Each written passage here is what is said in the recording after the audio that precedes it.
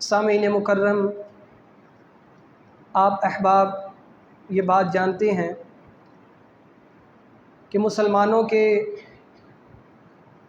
کچھ مجاہد،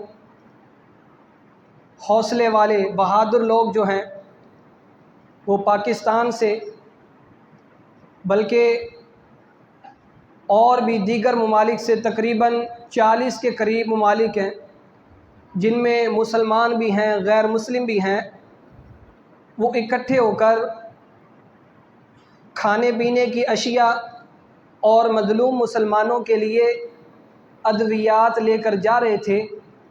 اس قافلے کو، ان کشتیوں کو ان ظالموں نے، ان یہودیوں نے جو ہے وہ اپنے قبضے میں لے لیا۔ اب اس قبضے سے چھڑانے کے لیے، فلسطین کی مدد کے لیے ہمارے ملک کے اندر بلکہ دیگر اور ممالک کے اندر بھی مظاہرے کیے جا رہے ہیں، ریلیاں نکالی جا رہی ہیں۔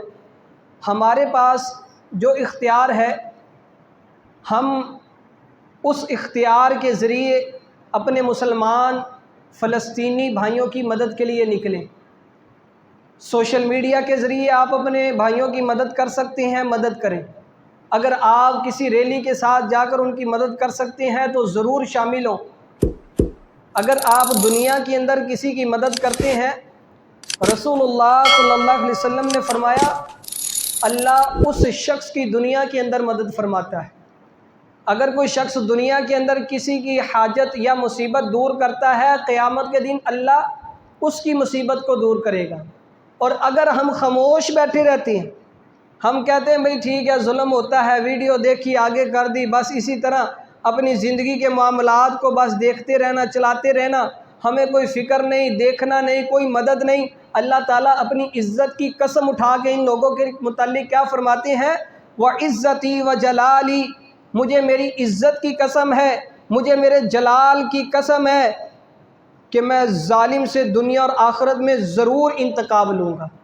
جس نے ظلم کیا ہے دنیا کے اندر بھی اللہ انتقام لے گا، آخرت کے اندر بھی انتقام لے گا، اور اس سے بھی ضرور انتقام لے گا جس نے کسی مظلوم کو دیکھا اور اس کی مدد پر قدرت کے باوجود مدد نہ کی۔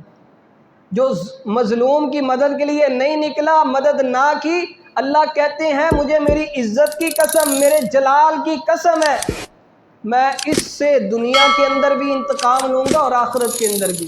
اللہ تعالیٰ سے دعا ہے اللہ ہمیں مظلوم کی مدد کے لیے نکلنے کی توفیق عطا فرمائے۔ اللہ ان ظالموں کو، ان دشمنوں کو